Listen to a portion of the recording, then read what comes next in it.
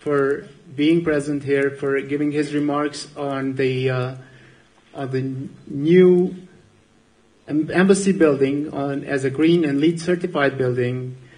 I would like to thank Minister of Environment for her remarks on the environmental side of the Kosovo government work. I would like to thank Mr. Thomas Vonier, who is the UIE President, International Union of Architects, who's going to have the floor very soon.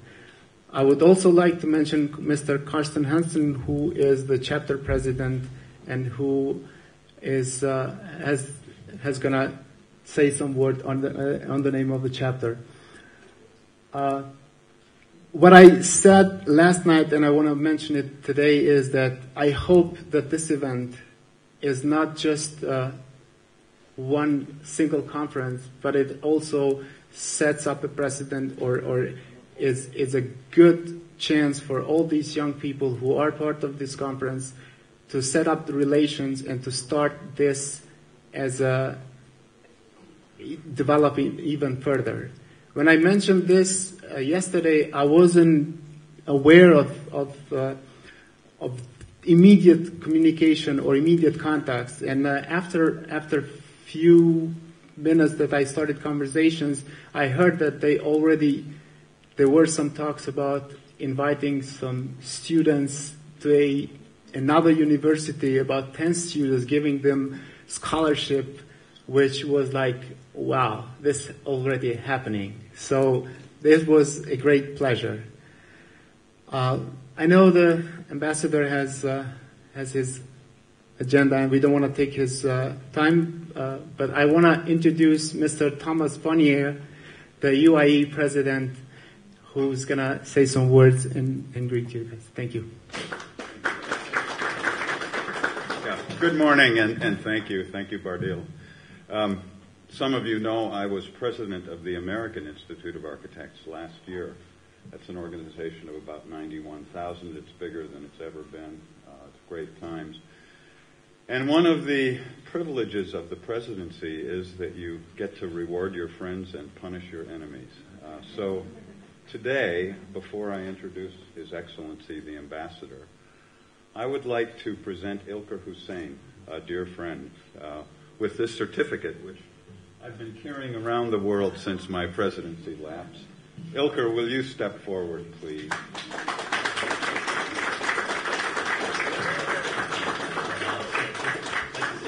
Will you indulge us for just a moment? Thank you. Let me read this to you. Ilker Hussein, as manager for global projects for Laufen, has invested his respect for the American Institute of Architects and for the profession of architecture, engaged in international practice to enable their success, securing Laufen's agreement to support the AIA delegation to the World Congress of Architects in Durban, South Africa. Remember that. He has showed that his friendship, like Laufen, knows no boundaries, and his generosity, nothing if not extraordinary in its reach. Ilker, this is to you with gratitude for all of this. You're most welcome. Now, it is my honor and privilege to introduce His Excellency Greg Delowy, the Ambassador of the United States to Kosovo. The ambassador has had what I would describe as a distinguished career. Among other things, you were Deputy Chief of Mission in Berlin, if I remember correctly. You've served in Zagreb and a number of other posts in this part of the world and relatively nearby. You have a background in arms control negotiation and in trade matters, both of which are interesting to architects, but particularly trade matters. And you're something of an accomplished linguist with at least 5 languages. Now, there's a close connection to our profession, which I'll describe as follows. His father was an architect and a fellow of the Institute and ran a practice in San Diego, of all places. And it's our privilege to have you with us and my pleasure to welcome you. Ambassador Delowy.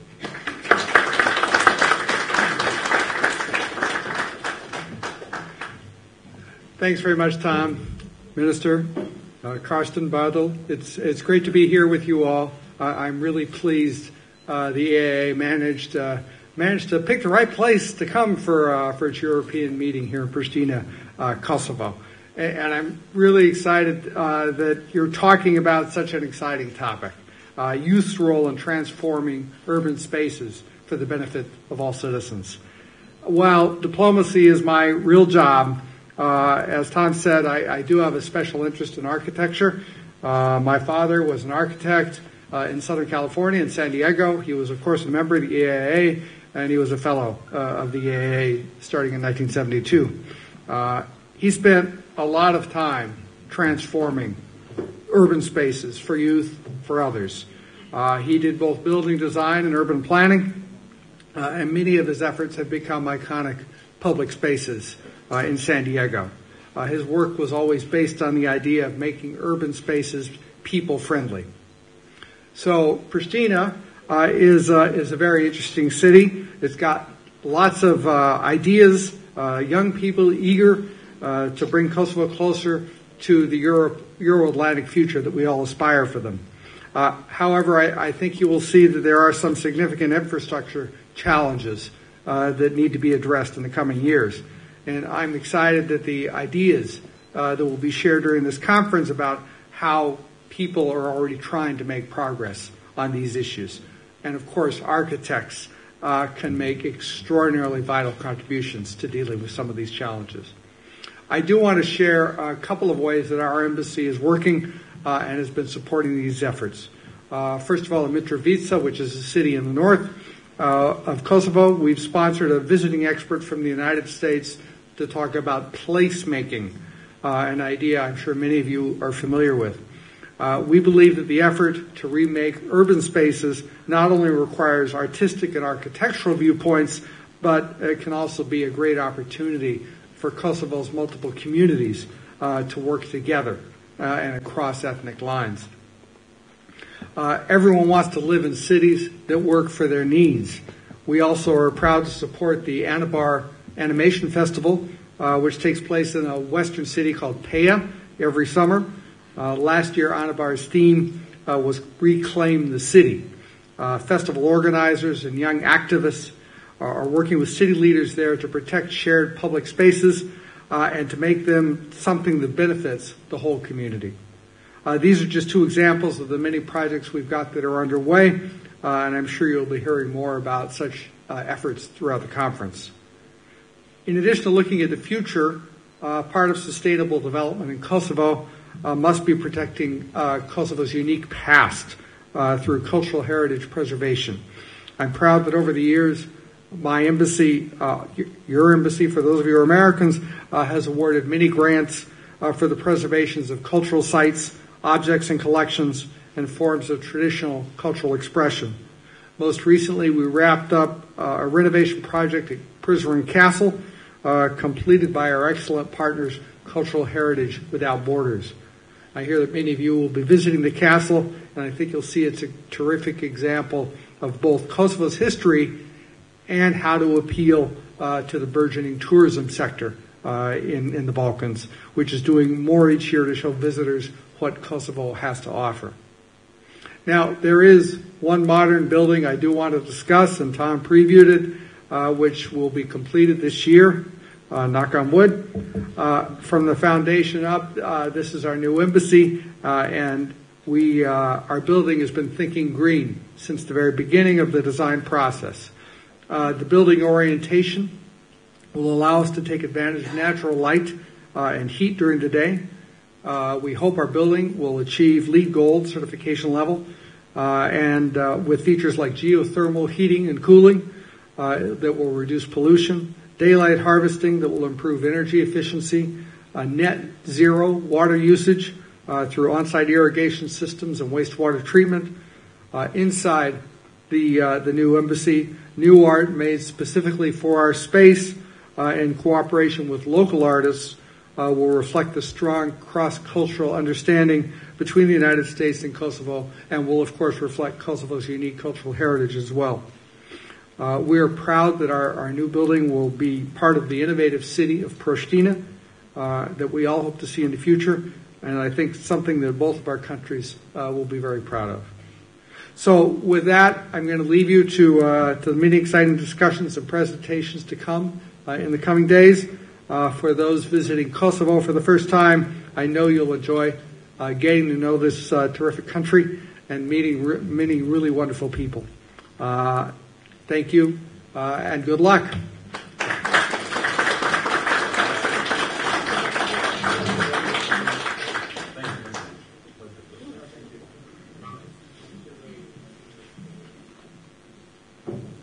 Okay, now we'll just allow the ambassador to leave the room, and we will invite the AIA Europe chapter president, Mr. Carsten, to just say a few words about this conference and the chapter.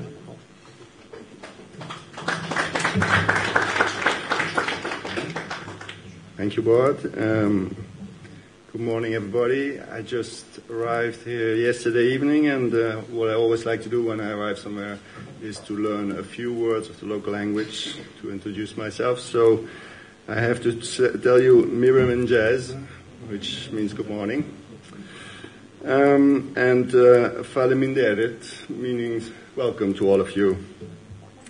To Pristina, Kosovo, the youngest country in Europe, as you know. Faleminderit, Bart, also to you for putting all this together, and your support team, of course.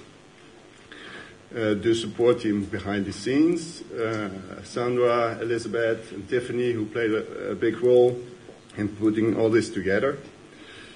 Special thanks, of course, to our sponsors, Ilker and many others, without whom all this would not be possible. And please pay attention to their presentations later on. This conference is about youth and the urban space, like you said.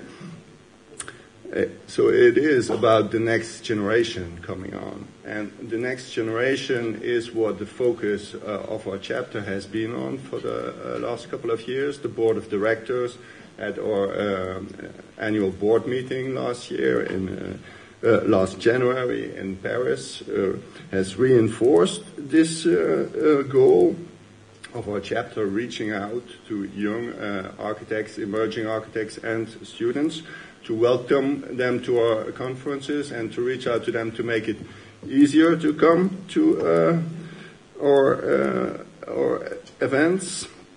And so this conference team is totally in phase with that. I want to take a moment here also to thank Mr. Robert Sinken, which made a generous gift to our chapter, helping young people to come to our conferences. And of course, one important element is the student competition that is organized in parallel to this conference for the second time now that we're doing this. And I'm looking forward to the results of that later on, because they will have had a very short time, so it will be a real charrette, like we say. So, Faleminderit, thank you for your attention, and enjoy your conference.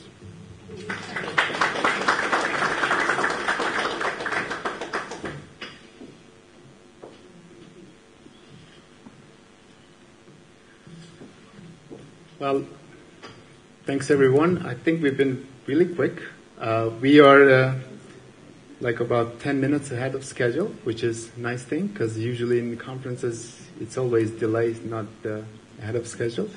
So, but it's a good thing we could spend some more time at the coffee break, right? Yeah. So now I would like to invite Professor Florina Iardiu to talk to us about the history of Pristina, as well as some other youth projects that she's been involved in. She's going to talk about. Thank you.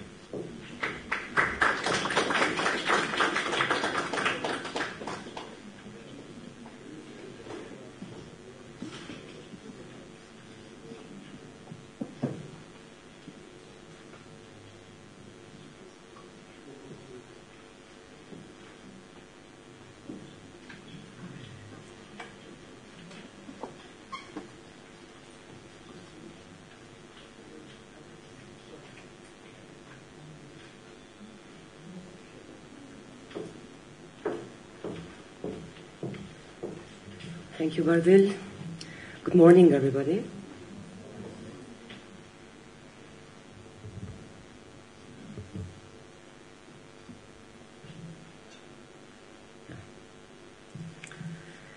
Here we are. In 2000, there is a building here. I don't know if you recognize it, or maybe you've seen it when you arrived, or if you came by plane in Pristina. The Youth and Sports Center.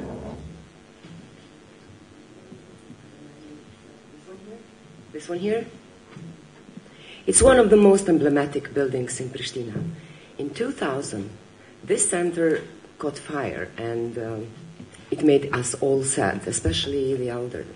My parents, for example, were all very, very sad because they have been given a contribution of 2% of their monthly wages for years and years for its construction until it was finished. In 2012, a group of young artists, they came together and announced an event. They said 1 hour of public performance, music, exhibition, video installation and all that, and it all took place in the same center.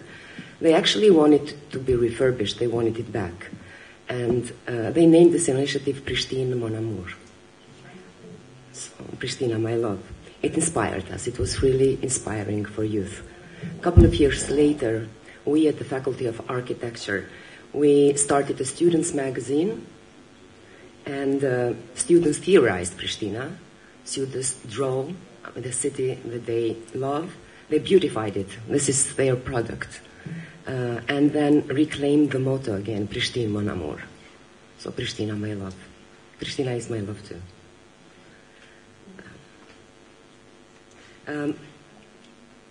Sorry about this. It doesn't work.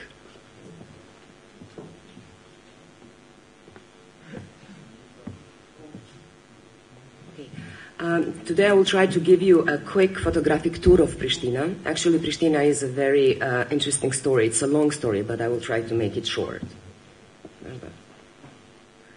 I'm sorry about this with the slides.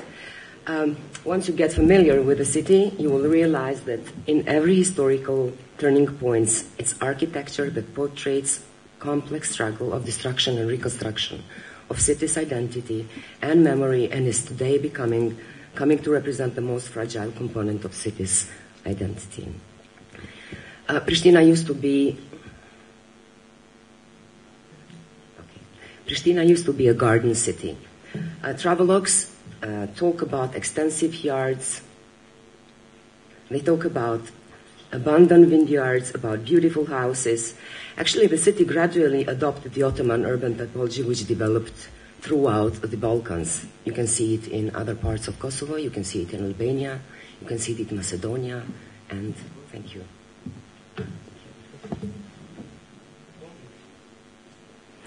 Yes, it was, you can also, there are historical accounts that talk about Pristina as an open city. Actually, Pristina has not inherited medieval castle, but it is surrounded by Byzantine fortifications. So, they are all around the city, and that's why they can be interpreted as Pristina's forts. It was a city of rivers and fountains. The system of rivers and water disperses used to coexist in synergy with inner city gardens. Pristina used to have 2 rivers. It used to have over 50 public fountains until late 1960s. They decided that the city can do better, so they buried them, and they turned Pristina into a dry city. Throughout history, actually, Pristina was a seat of rulers, kings, emperors, sultans, generals. They passed by, sometimes they stayed longer. They left a little behind, but actually what they did, they collected a lot of gold, a lot of silver, a lot of precious metals, and they took them away. Actually, Pristina is surrounded by these nice little settlements, which are very wealthy settlements, such as Novo Brdo, Janieva, and Kishnica. The streets of the city streamed from the city and connected the city with the neighboring settlements, which conditioned at the same time the transiting character of Pristina and its central position in the region, owing to these wealthy settlements. The vicinity of Pristina tells us about the historical and spatial continuity of the city. Major cultural heritage sites are located in the vicinity. As you can see in those small maps, they document the existence of historical layers from prehistory, Roman Dardania, Byzantine, medieval, and Ottoman era. So when we discuss Pristina, and when we discuss the city, we should think beyond the present-day urban borders. And that's where the landscape approach actually would be the best approach for future urban planning and management of cultural heritage of the city, because it will help us to reveal the real values and the identity of the city. So a landscape approach would really encompass, let's say, a territory of about 25 kilometers in radius, and it would interfere with at least 4 other municipalities. Kosovo is a small country, actually, and the test settlements are so close to each other, so this approach, the historic urban landscape approach, we do quite well also over the Kosovo as a whole. There is a problem, though, here. We need to plan together with the surrounding municipalities if we want to build a future for Pristina. In Kosovo, municipalities are responsible for planning of their own territories. And so far, there is no tradition put in place that 2 or more municipalities would join together and plan for a joint plan, joint urban plan, or a joint management plan. From the map of the municipality of Pristina, if you look at this map here down, we see that municipal borders today do not reflect the natural, that is historical and cultural production of the city. In this scenario, it is difficult to plan for the urban, as it already is at the edge of the administrative border. Therefore, the solution for the city should be to seek the future co-planning and future co-management with its vicinity, meaning with the municipalities that are located in the vicinity. Perhaps it is worth recalling that municipal borders were not like this before. They have changed from time to time. In 2008, through the decentralization process with the Ahtisaari plan, then the middle map shows the border of Pristina in 1989. It was the borders changed during the administration of Milosevic, and the first one there, over there. And the map is the map of municipality of Pristina between 1963 and 1989. And I think that this one, the old one, is a well-thought map vis-a-vis historical and cultural production of the city. This was the best. This was the past, but it can inspire. It may be the future of municipal borders of Pristina, maybe in the future. Now, let's get back to the inner city. Between 15th and 19th century, Pristina was a compact city. Over 5 centuries, the city retained its urban border. It densified, so it got denser over the centuries. Once there was a bazaar, for all of you that have been to Sarajevo, Jakova, or other places in the Balkans, you know what bazaar is. It's the social, cultural, economic, political nucleus of a city, which has an image of an Ottoman city. Unfortunately, it was demolished in the 1960s to make room for central functions and for the new image, political image, of the capital city of Kosovo in the times when Kosovo was part of Yugoslavia. But fortunately, the part of the city has survived. Inside this part, the survived part of the city, you will see, most probably, when you go out today or tomorrow, you will either see mosques dating back to the 16th century, also baths. You will see nice, fine examples of traditional architecture, vernacular architecture, houses. But then there is this authentic street pattern that has survived. This is an old one. We are happy or lucky to have it. Yet, the problem is that we have no conservation plan for the area yet. Actually, there is an open debate inside the institution where should the borders of the conservation plan, of the conservation area be, while arguing that much has been devastated so far. I think that the answer is in that map. So, the city grew beyond the old borders during the 19th century. The history of this period is quite complex. We've got decentralization, secularization under the Ottoman Empire, wars, huge flux of migrations of Albanians from the present day south of Serbia, former Sanjak of Niš, trade deals with European Union, rail lines, boulevard, that today Mother Teresa Boulevard, promenades, Divan Yol in Turkish, or the KLA Street today.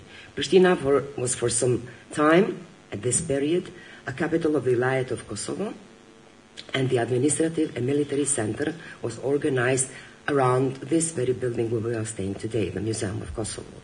There were other public buildings in the surroundings, as shown in this photo here, and but unfortunately those were destroyed again through the means of modern urbanism. A quick architectural and urban analysis of the late 19th century shows that there were modernizing tendencies in urbanism and architecture influenced by European cities. Only that Pristina was small, quite small, and turbulent times seemed never to stop. So, I mean, 2 or 3 buildings is what everything survived from the classical, let's say, period.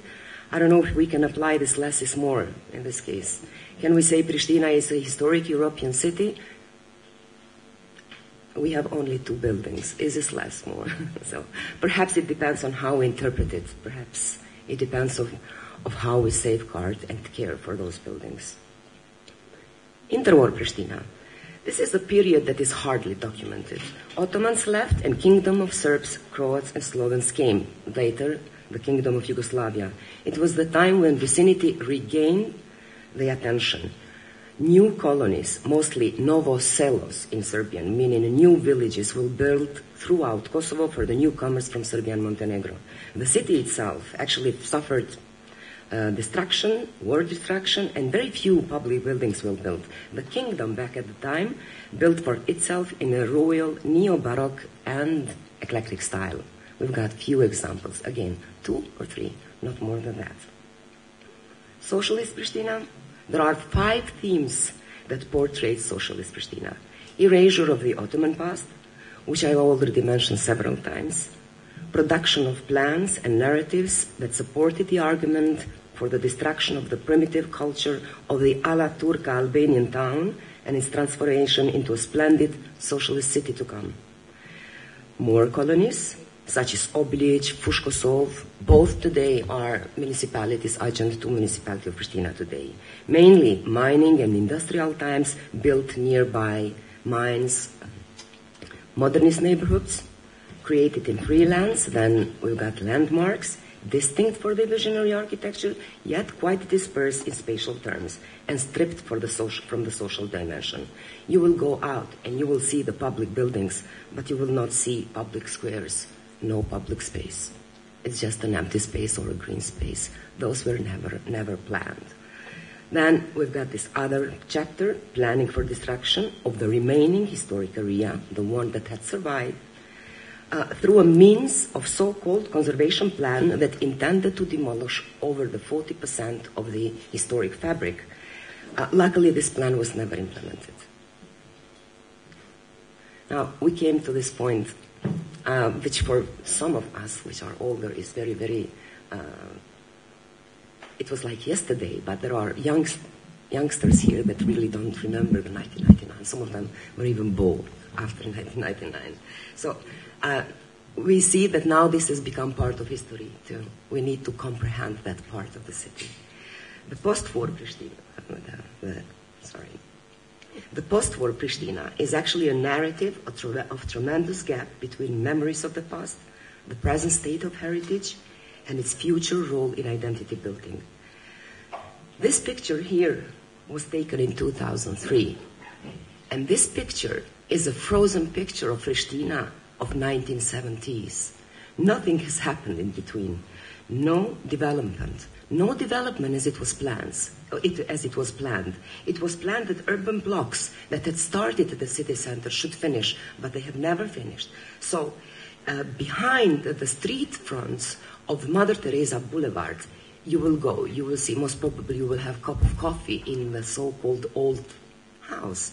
And you will realize that there is a diverse urban quality. There are some private plots there that date back to the very early pre-modern time. So they have quite a mismatch. And I think that perhaps those parts of the city are, let's say, the former gardens and yards of Pristina, old houses, and perhaps those should be protected too. After the war of '99, Pristina underwent very serious and very multiple transitions. It became the seat of international community, co-governing bodies, diplomacies, and various missions. The theme that characterized post-war period themes are three. The first one is under construction. It happened together with the deployment of the international community. While war-torn Kosovo was being rebuilt, Pristina became home to a quarter of the population of Kosovo. The capital city was the ideal of hope and future for many Kosovars. Later, when reconstruction kind of was finished, everybody was searching for a new identity. It somehow got lost. Actually, searching for a new identity by not looking at the past at all and only looking at the future, European future, not the present even. It was only when the social media became popular when the grassroots reclaimed the memory on the city. Today we've got so many Facebook pages that share beautiful pictures and beautiful memories of all the both genders and all the ages, from the oldest one to the youngest one about Pristina. The under construction theme is the most interesting one because it shaped our near future here and the negative city image which we suffer today. The biggest problem is the illegal construction. But then there is this little theme, the theme of fences, that really created a new image for the city, let's say for the first decade of the transition. Fences were first installed by the UN and then the Kosovo institutions adopted it. A majority of fences were put down later on, but 2 days ago I was passing by and took this picture. So yes, there are these kind of vistas still living in Pristina. Then there is this phase that I call institution building. Okay, we know what institution building is, democratic institutions and ministries and so on and forth, but for me as an architect,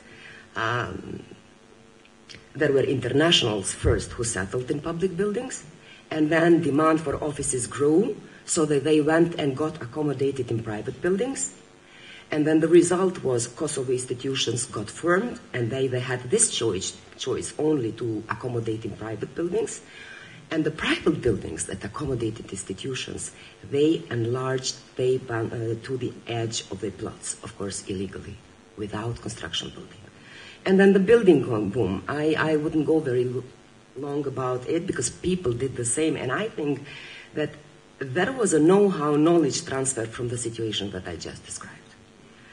Then there is this plans and non-plan situation that we were, engaged all the time. I mean, is it better to have a plan? Is this plan good or not? What is the product? Do we need to have all plans and all that? And actually, at the end, there is very difficult to find or to see a difference, let's say, between a building that is built, this one, that is built with a construction permit, and the ones that are built without a construction permit. So, in general, there are these kind of situations that really shocked the most. And some of us thought, okay, this is it, we need to activate. So what we did is that we got together architects, colleagues from Kosovo, Austria, Germany, and Netherlands, and we decided that the task of creating sustainable urban environment and maintaining architectural values cannot be left entirely to the local authorities, cannot be left entirely to the international communities, and that the civic society stakeholders also have a crucial role to play, and that the sustainable concept should definitely become part of the political agenda. So we worked together. We created in 2006 NGOs that were called Archis Interventions in Pristina, Berlin, and Amsterdam simultaneously as part of the Archis Foundation based in Amsterdam. We worked together. We involved students As you see in our researches, we produced, let's say, the first research results were about the prototypes of illegal buildings. Those prototypes of illegal buildings went on and actually helped in creating or producing something that we called the manual, the manual for minimal standards for legalization of buildings built without building construction. And then we also drafted the regulation for legalization. And then this regulation for legalization was used by the ministry as a basis for drafting the law, the national law on legalization. We had started a great public discourse. Young architects and students were a part of these events, listening to renowned thinkers like, for example, Ole Bouwman, that used to be in 2010 the president of the Netherlands Institute of Architects. Youngsters worked concepts, wrote, presented their research. Obviously, we thought and we worked about the future of the city too. So we named this project the Pristina Dynamic City, and we identified knowledge and education as key factors for future development of the city. In 2013, we presented our work in an exhibition that took place in this building, in the Museum Kosovo. We really had great proposals. We proposed that Mother Teresa Street should be connected to the old part of the city. This was part of my PhD too. I call it historic backbone of the city. Another proposal is the visual and the symbolic connection of the youth and university campus with the city center, and then many other projects that we work together. Of course, all those are products of the students of architecture. I mentioned before that we in the Faculty of Architecture are running a students' magazine called Arhitectura Discurs Teoric, Architecture Theoretical Discourse. It is a voluntary work. Actually, it's a hard work, but I think it's worth it. Best student essays get published there. Some financial support here and there would really help us promote and translate these superb texts. Some have great ideas about architecture in the city. You see some students' faces here. Zana did her master's. Zana here. She did her master's in Milan. She came back. She's doing fine. Then we got Mrin. Everybody in the museum knows that Mrina is the right hand of the Archaeological Institute of Kosovo. She is really an asset in that institution. Another Zana here. She was very hard-working, the most hard-working students that I've ever had. Today she's a mother of a small baby girl, and she's still looking for the job, so she's jobless. Gens here, he's a true activist. Now he's with UN Habitat. And then Ron. Now Ron works with me at the Faculty of Architecture. Now, these are the young architects. I mean, they need to be heard, and I think that they should be given the floor to talk about the future, because they are the future. We should listen to their version of the future. Yeah. Thank you.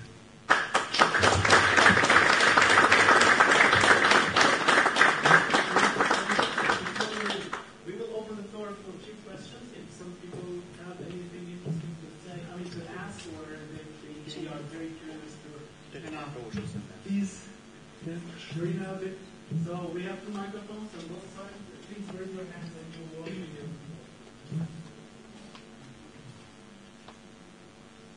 Oh, it's not that heavy.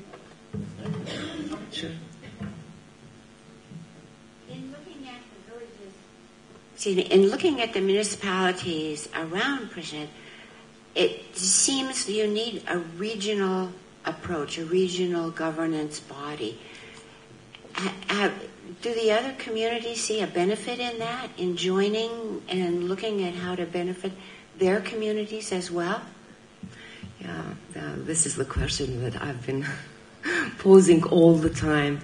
Actually, no, they don't talk about, because you see, the law on self-government in Kosovo, it has given the superb power to the municipalities to work with their territories as they were the sole owners of the territory. And then what has happened in the meantime, I mean, even if we try to bring together the urban plans, development plans together, they don't communicate. And especially if we talk about a community which is ethnically, with a majority ethnicity, let's say Gračanica in Pristina. Gračanica became a municipality that was part of Pristina, became a municipality back in 2008, but I think there is still this remembrance about how it should be worked together if we want to preserve and promote, let's say, at least heritage layers. So I've been urging myself personally, the municipality of Pristina, and I've been urging as, let's say, as member of NALAS, which is the association of, actually it's the network of association of local authorities in Southeast Europe, which means 28 countries, to engage in this historic urban landscape approach adopted by UNESCO in 2011, which is a great approach, which really is a great answer to the situations like this. Any other questions?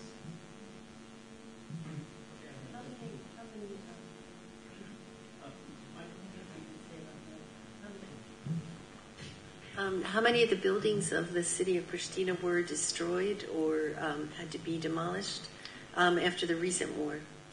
Actually, after the recent war, Pristina did not suffer. I was saying there, while Kosovo was reconstructing, rebuilding, Pristina was actually hosting the quarter of the population of Kosovo. Okay. So the city did not suffer that. But with infrastructure, electricity, water. Yes, wastewater. infrastructure. We talk here about 2 decades of lack of maintenance. Let's say 70s was, that's it. 70s, 1970s was the decade when, this urban, let's say, not planning, but the development stopped. 80s is the decade of landmarks. So 70s, finished. Everything that was built, the water system, the drinking water system, and all the rest is planned for the city of 1970s. So when the international authorities came in, you said that they just took over buildings? Absolutely. And so there was no real space, organization of that, and no space for your own government to build? Yeah. Back at the time, I was working for the U.S. KDOM, which later became the U.S. Embassy, the U.S. office in Pristina. And we were really one of the first that had come back at the time from Macedonia. And it was like crazy. Everybody was running and putting the stickers, UNHCR, ICO, this and that and that. So yeah, definitely. There was, we were expecting a huge international community to deploy in Kosovo. And as I said, 1970s, urban development, 1980s, 10 to 15 landmarks, public buildings. There were no public buildings, only few, like cultural centers. And then there was the municipality of Pristina. So those were, anyhow, very, very, very small in number. Very simple question, historical. How was the government set up after the war? Who set it up, and how was the Kosovo government built up? Was it an international mandate? How to do it? Yeah, it was the UN, and the UN had the mandate, together with Kosovars, to set up co-governing bodies. They called it Provisional Institutions of Kosovo back at that time. It started with provisional institutions, which were equivalent to the ministries. In 2000, as soon as they decided, the basis, the legal basis, which means they selected or did this overview of the legislation that was considered non-discriminatory to the people of Kosovo. And based on that, they started these offices, which by 2004, little by little, turned or converted into ministries. So 2004 and on, which means the first 3-4 years was real humanitarian reconstruction and rebuilding and everything. But 2004, I think this is the moment when institutions started being built. Okay, and I think that's important to the context of your planning also. So right now, at the national level, Ministry of Urbanism, are they conscious about this problem that you need a regional governing body to be able to address the planning issue? Actually, they are not inventive in general. They do not urge municipalities to cooperate. They are not there to not urge, but they do not how shall I say discuss about this. As long as what is on the law is ticked, that is fine. So everything that we might call as architects and urbanists, like, let's say, extra legal, or let's say facultative studies, which are not required by law but are really needed to comprehend the place and plan for the place, usually you come up with answers. Politicians usually come up with answers in municipality. This is not required by regulation. Why would do it? And what kind of means of influence do you have to get your message passed to the government? Is there like a syndicate or order of architects, or what kind of professionals, organizations? Actually, myself, I have used all the all the floors that I could. Recently, actually, I forgot to say. Let's say the project about connecting Mother Teresa with the old city. Last year, we discussed with the mayor, and I'm really glad that he said that most probably it's going to start being implemented. Spatial. Urban development, this is a little bit hard because you see the political agenda of new mayors is the maintenance, the management, urban management in the city. Still this problem with vision about, like, as I say, the future of the past is not there. They only see the future, the European future. That's the problem. So we keep those. One last question to understand the role of architects in the actual landscape. When I was coming from the airport yesterday, you see that it's building everywhere, a lot of commercial structures. Does anybody by law need an architect to build a design a building, or can everybody just make a drawing and set something up? This is so well regulated. We have the best European laws in Europe, even better than some European countries. The problem is that when they drafted the laws, they forgot somehow to put this implementation provisions, because a law costs not 15,000 euros. It costs millions to be implemented. So this is the problem. When you talk about development here, or law implementation, people should think of this situation. 20 years after the war, we devised the best laws with no budget cover. So definitely the law is there, it's not being implemented, and it's in all possible spheres of life. We have time for one more question if I think... Yes, actually I was doing the same question because from Tirana we have the same problem, the collaboration between municipality and faculty. So it is the most important issue. So I think that not only the faculty but also as association need to be involved on the process for the designing, making decision. So, and also I congratulate you for bringing in this conference, this topic, because also we have this problem in Tirana and even in other cities also of Albania. So working for the future, but let's say not having identity and memory of place or of the city. Yeah, absolutely. Yeah. Thank you. Thank you very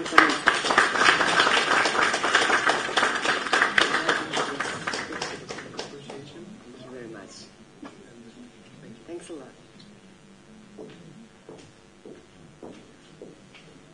Our next speaker has honored us with her presence.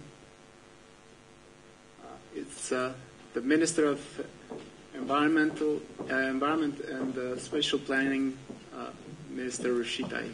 Please. So,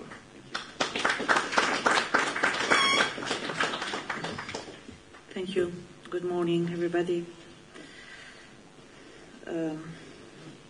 Dear Thomas, Mr. Thomas, Mr. Abdullah, Bekim, Barbarim, Mr. Astrid, all guests, I am honored to participate at this important international conference as the Minister of Environmental and Spatial Planning. I would like to open my presentation with a special gratitude to the Friends of Kosovo for organizing this event for the first time in our country. The scope of work of the Ministry of Environment and Spatial Planning is related to the establishment and implementation of general management legislation in the field of environment and spatial planning. The Ministry has worked extensively to complete the legal framework which regulates the spatial planning system in the Republic of Kosovo.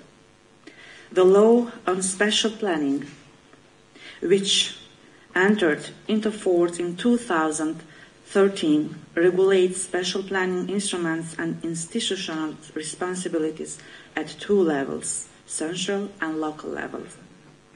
The Ministry, with the support of our partners, is in the process of finalizing all relevant administrative instructions. Today, I would like to draw your attention to the administrative direction that regulates public participation in special planning, a principle and a practice in the core of special planning in Kosovo. Public participation means creating adequate conditions for all different community groups to engage in decision-making processes. We, as the Ministry, continuously give enough space to youth in shaping the future of our cities and villages. We have ensured that the community is consulted on each step of drafting special plans, including assessing the current situation of our settlements and the actions that we all have to undertake to make these desires and innovative ideas a reality. Citizens' participants in public hearings leads to a better result because it is based on local knowledge that contributes to improving the quality and efficiency of decision taken by the responsible authorities at the end. Providing opportunities for young people to contribute to these joint projects or the people's vision is a step forward for the development of cities and villages that we want for future generations. Today, we have a group of certified trainers considering of representatives of the Ministry of Environment and Special Planning, local government, including non-majority municipalities of Kosovo, as well as civil society. Our ministry is engaged in the deployment of these trainings at the Kosovo Institute for Public Administration in all municipalities of Kosovo. We consider this initiative as a great opportunity to further disseminate knowledge of other audiences such as students, professionals, and stakeholders. In these slides before you, I presented for very interesting, could you please, because, okay. I present, in these slides before you are presented for our interesting and inspiring experiences from Prizren, Pristina. It's another slide, please.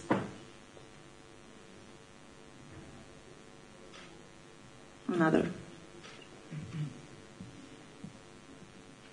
Yeah. Okay, are presented for our interesting and inspiring experiences from Prizren, Pristina, North Mitrovica, and Gračanica, and these experiences have contributed to the active engagement of young people in urban design through innovative methods. All four cases are a model of how we can empower young people by providing them with the necessary tools needed to contribute to decision-making processes. These projects were realized with the support of the Ministry of Environment and Special Planning, interested municipalities, and the UN Habitat Office in Kosovo.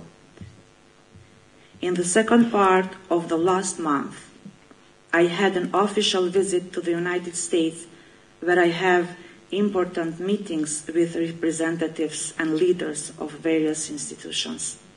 At a meeting I had with the USAID representatives, I received support for the establishment of the Chamber of Architects and Engineers of Construction.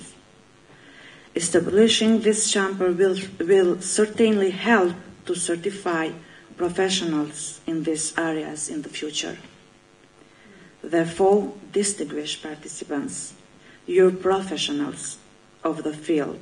As a minister, I consider that the improvement of living condition is achieved through the regulation of settlements, especially the informal ones. Therefore, it is our duty and obligation to work together to achieve this goal. I wish that from this conference of such an important level comes out a recommendation that will help new architects, local and central institutions. On my personal behalf and the government of the Republic of Kosovo, I would like to express my commitment to the implementation of the legislation in force in order to ensure a special planning for the good of the country and the citizens. Thank you.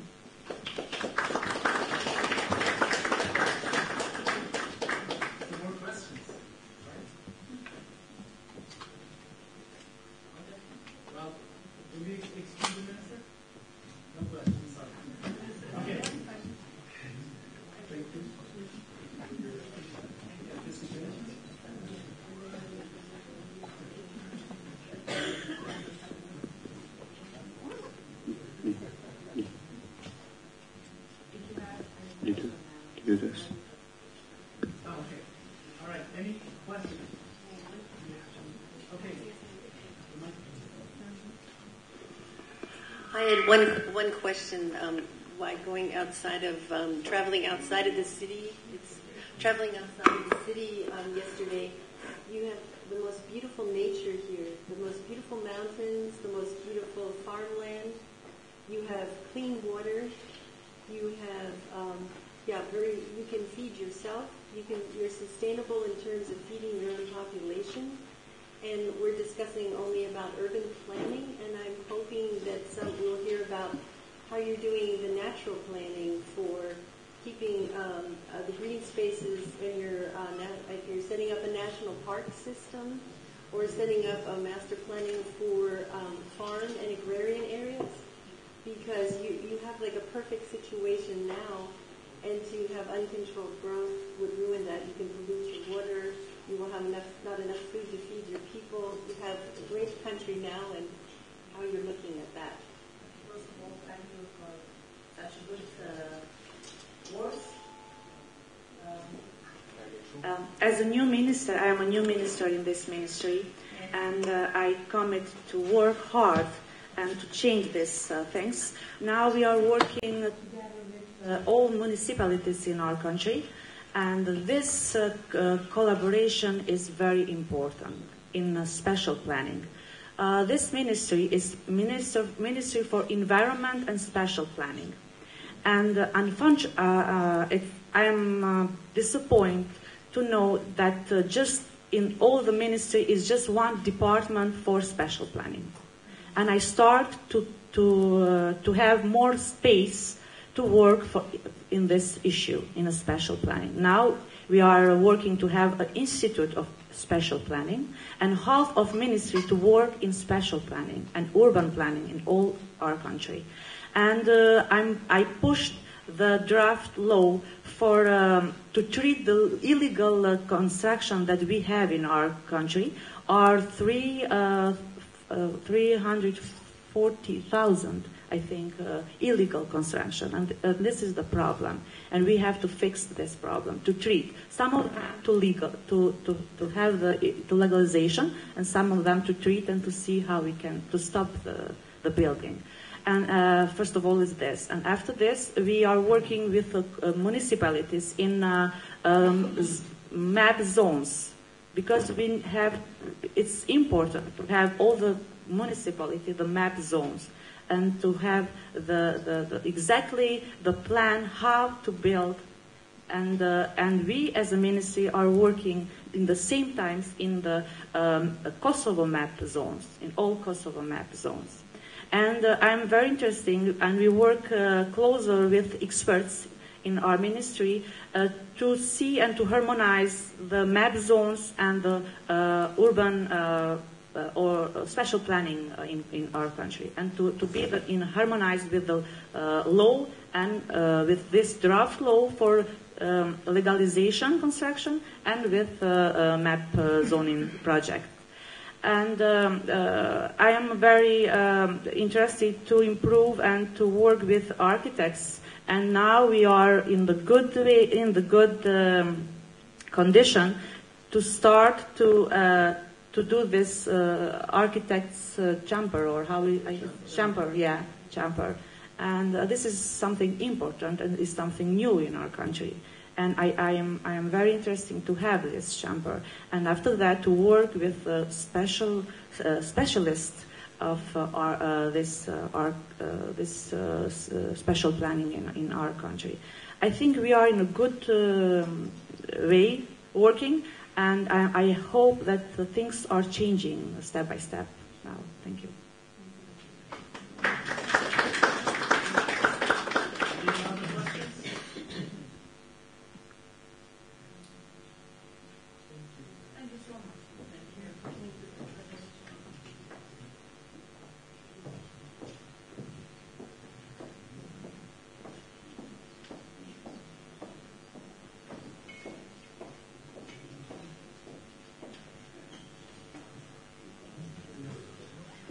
Again, thanks to our very good speakers. We are a bit ahead of schedule, but at the same time, I would like to invite the director of the museum, Mr. Skender Vustrakan, to say some words for his hospitality here. Good morning. Welcome Kosovo, welcome Museum of Kosovo, the oldest cultural institution in Kosovo. I'm happy to be able to host you, at least for one day.